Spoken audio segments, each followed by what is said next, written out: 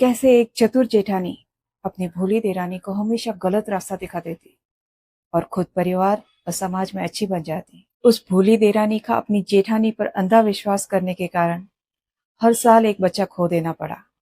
कैसे वो सीधी सी देरानी शीतला माता से अपने मरे हुए बच्चे वापस ले आई।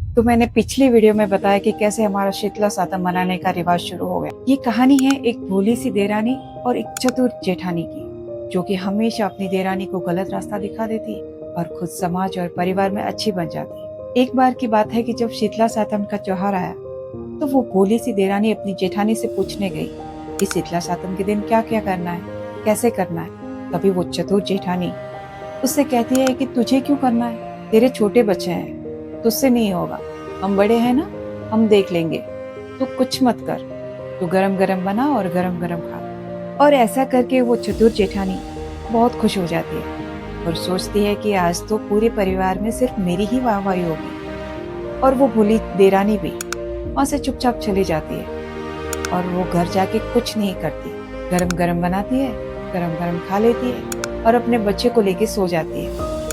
उस भोली देरानी ने चूल्हे के आंगन को ठंडा भी नहीं किया और सो गई और उसको नींद आ गई। जब आधी रात को शीतला माता उसके घर आई और उसके चूल्हे के आंगन में खेलने लगे, तब उनका शरीर जल गया। तब उन्होंने गुस्से में आकर कहा कि जिसने मेरा शरीर जलाया है उसका पेट जल जाए। और जब वो भोली देरानी सुबह उठकर देखती है तो उसका बच्चा मरा हुआ होता है। फिर बहुत रोने लगती है, बहुत दुखी हो जाती है। तब उसकी सास ने उसको समझाया कि भगवान की मर्जी के आगे किसकी चलती है। और फिर उसके परिवार वाले आए और उस बच्चे को लेके गए दाह संस्कार के लिए। ऐसे करते करते दिन बीतते गए और फिर भगवान ने उसको एक और बच्चा दे दिया। और जब घूम के वापस शीतला सातम का त्योहार आया तो उस भोली देरानी ने वापस वही गलती की। वापस जाके अपनी जेठानी से पूछा कि त्योहार आ गया है, अब क्या करना है। जेठानी ने वापस वही बात की कि तेरा तो छोटा बच्चा है, तू क्यों परेशान होती है, हम बड़े हैं ना, हम कर लेंगे। और उस भोली देरानी ने वापस वैसा ही किया। अगले दिन वापस उसका बच्चा मर गया। और ऐसा करते करते हर साल शीतला सातम के दिन ही उसका एक बच्चा मर जाता। ऐसा करते करते भगवान हर साल उसको एक बच्चा दे भी देता, लेकिन उसकी वही गलती के कारण शीतला सातम के दिन बच्चा मर भी जाता। तभी उसके सासू जी उसको समझाते हैं कि बच्चे देना और लेना तो भगवान के हाथ में है। तभी उस बहू ने कहा कि हाँ माँ जी, मैं मानती हूँ कि बच्चे लेना और देना भगवान के हाथ में है, लेकिन हर साल मुझे भगवान एक बच्चा दे देता है और शीतला सातम के दिन ही मेरा बच्चा मर जाता है।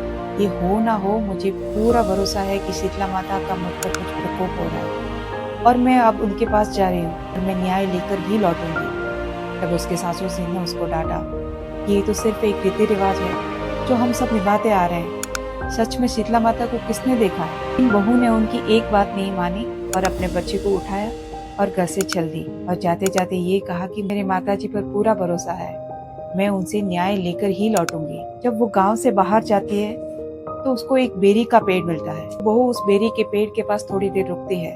तभी उस पेड़ में से आवाज आती है कि हे बहन, तुम कौन हो और इस मरे हुए बच्चे को लेके कहाँ जा रही हो।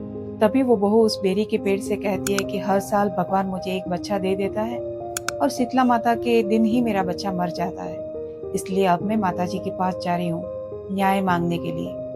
तो बेरी का पेड़ कहता है कि अच्छा, ऐसा भी होता है, माता जी न्याय करते हैं। तो उसने कहा कि मुझे तो पूरा भरोसा है। तो उसने कहा कि मेरे भी एक सवाल का जवाब लेते आओगे।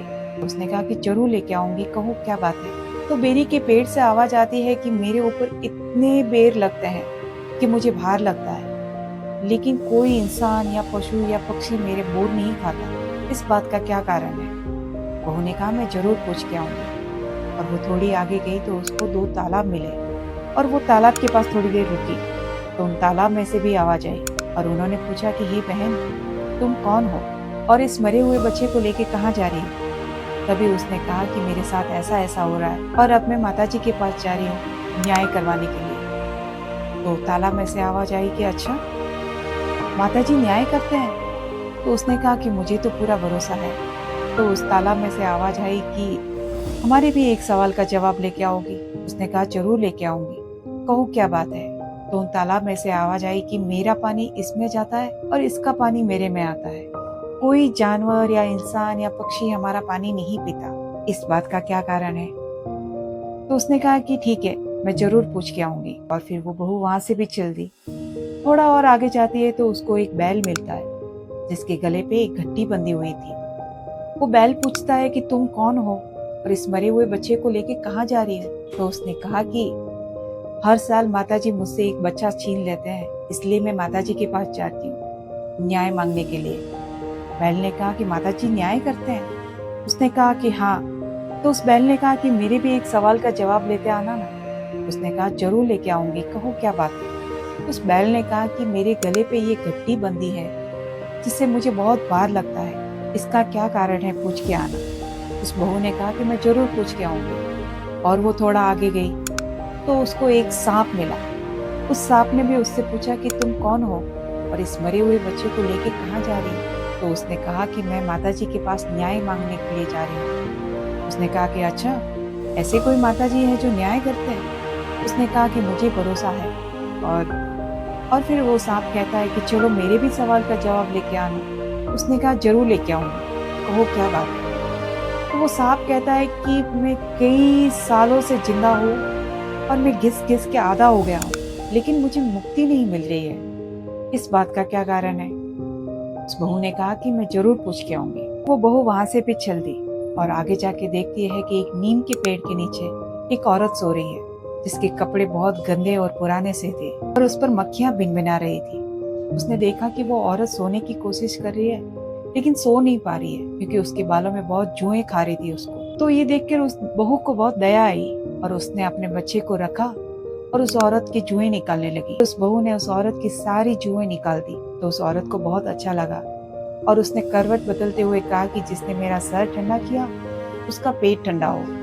और फिर वो बहू रोने लगी और उस औरत के पैर पकड़ लिए और कहा कि मेरा पेट कैसे ठंडा हो सकता है, मुझे तो हर साल भगवान एक बच्चा देता है और शीतला माता हर साल मुझसे एक बच्चा छीन लेती है, पता नहीं क्यों। तभी उस औरत ने ऊपर देखा और कहा कि हे पापन दुष्टन, तू है, तेरे तो बच्चे मरेंगे ही ना, तूने तो मेरा शरीर जलाया था, मैं ही शीतला माता हूँ। तूने कभी कोई रीति रिवाज नहीं माना, कभी चूल्हा ठंडा नहीं किया, कभी मेरी पूजा नहीं की, कभी मेरे लिए ठंडा नहीं पूजा। उस बहू ने रोते हुए माता के पैर पकड़ लिए और कहा कि मैं तो कुछ भी जानती नहीं थी और अपनी जेठानी से पूछती, जेठानी जैसा कहते वैसा कर लेती। ऐसा कह के उस बहू ने माता के पैर पकड़ लिए और बहुत रोई। तब माता को दया आई और माता ने उस बच्चे को अपने गोद में उठाया और वो बच्चा जिंदा हो गया और उससे कहा कि ले अपना बच्चा ले और अपने घर जा।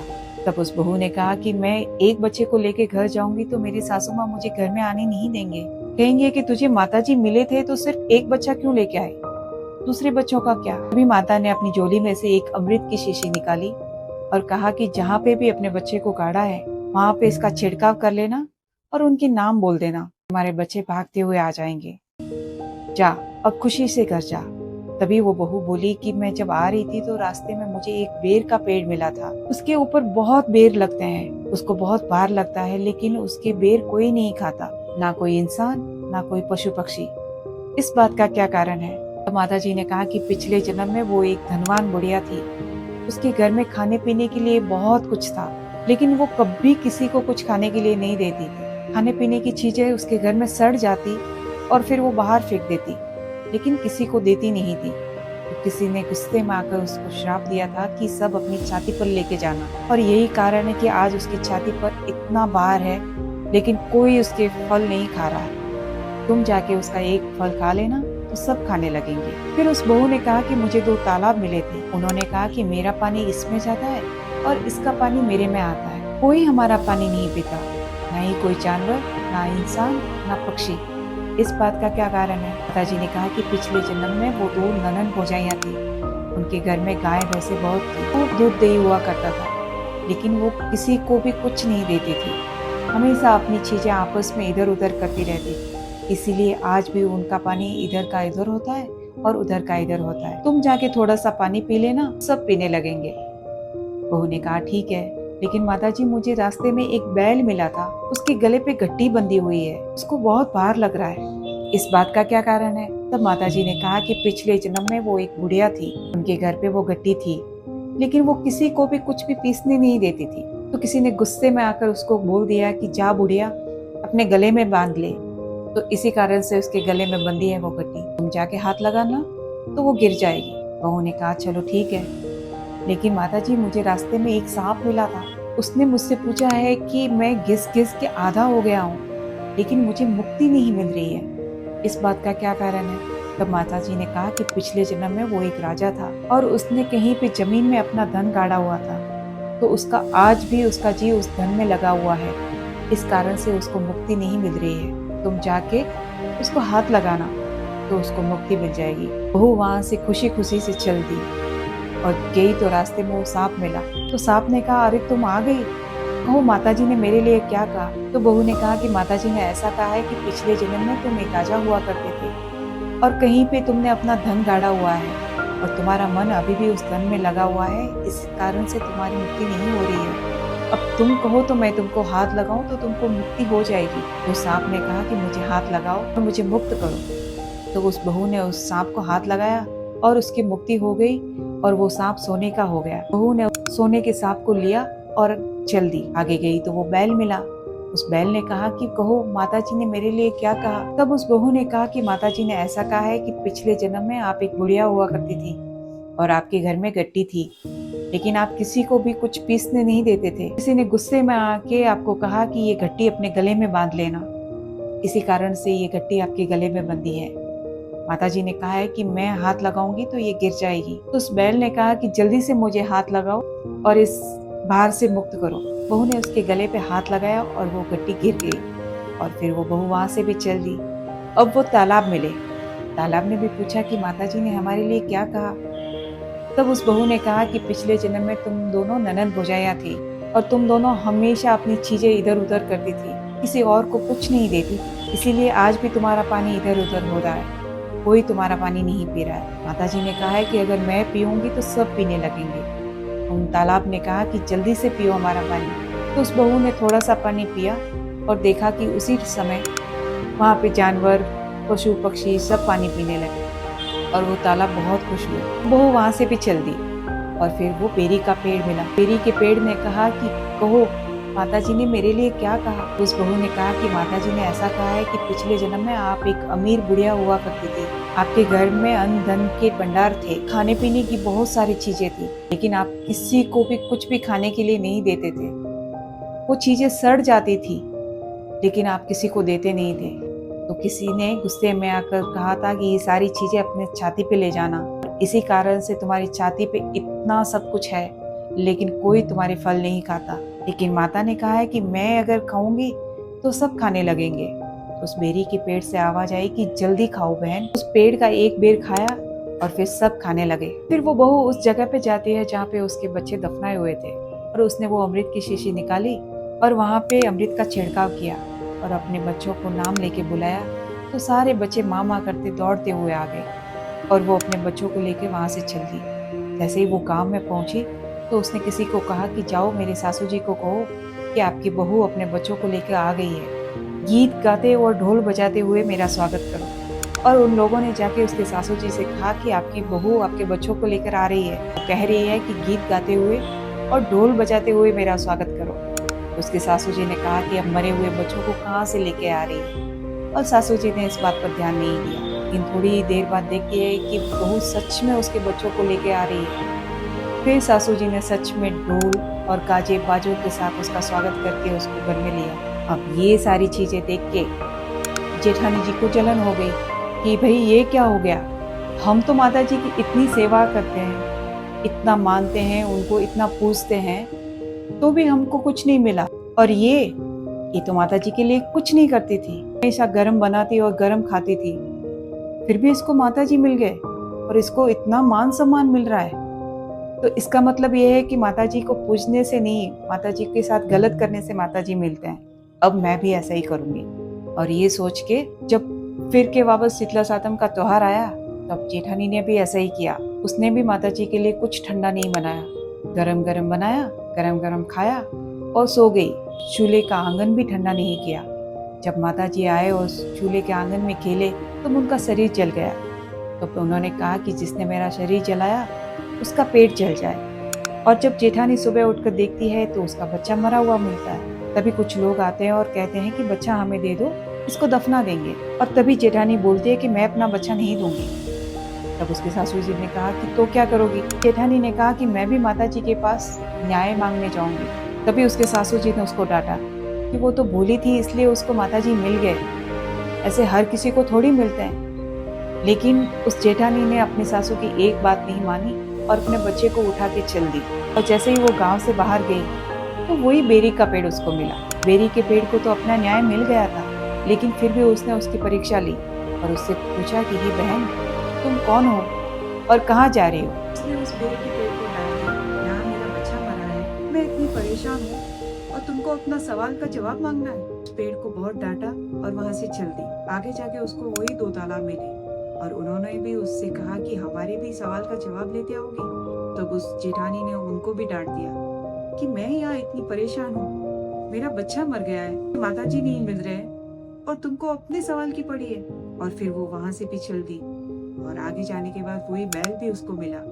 ये सब उसकी परीक्षा ले रहे थे। बैल ने भी कहा कि मेरे एक सवाल का जवाब लेती होगी। उस जेठानी ने उस बैल को भी बहुत डांट दिया, यहाँ मैं इतनी परेशान हूँ और सबको अपने सवालों के जवाब चाहिए, तुम खुद क्यों नहीं जाते?